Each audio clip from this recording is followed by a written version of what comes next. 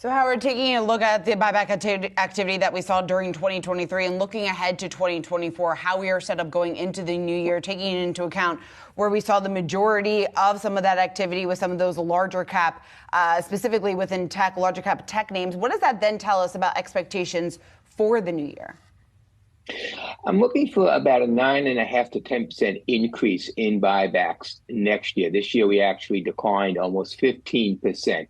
But given that prices are high, they're not getting as many shares for their dollar out there, so they're not reducing the EPS, the share count for EPS. The bottom line here is that the impact of EPS is not as great. Easy example is for the third quarter, the full quarter, 13.5% of the companies increased their earnings by at least 4%, a number we consider significant, just by reducing their share count. Their dollar income didn't change, but 13.5% of them increased EPS by at least 4%. That compares to a year ago when it was 21%.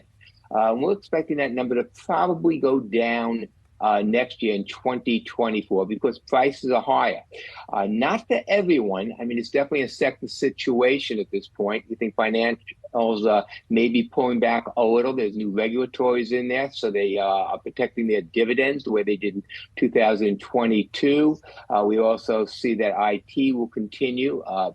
The companies with strong cash flow that have it, they are definitely going to be continuing at this point, and we expect to see strong buybacks with them as well as the impact for the EPS. But the rank and file shows, say in the S&P 500, not as much so. So it's going to be selective based on your cash flow and products. How much of this is continuation of buybacks that were already announced versus going out into next year, new buybacks that you expect to come on the table, and what among the parameters that you were mentioning a moment ago, companies with strong free cash flow that have the ability to kind of deploy some of those new buyback or share repurchasing programs, which sectors seem most ripe for investors to think about as best positioned to announce some of those buyback plans?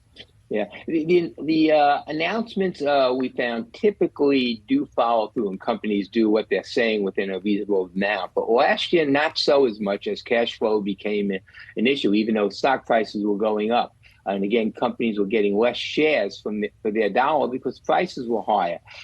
So at this point in time, cash flow does remain the main item for selecting companies that you think are going to do the buybacks. The authorization is there, and we're seeing companies also use the shares that they bought back.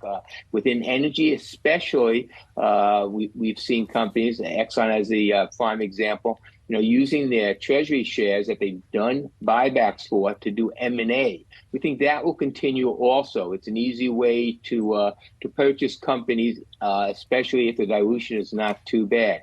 But if you want to look for companies that are going to get the support, you need to look for the cash flow companies. And those are going to be crowded because there's a lot of funds out there and a lot of analysts now that are looking more at cash flow to support the stock. That means that stock is going to be higher, and you're going to be paying a premium for it.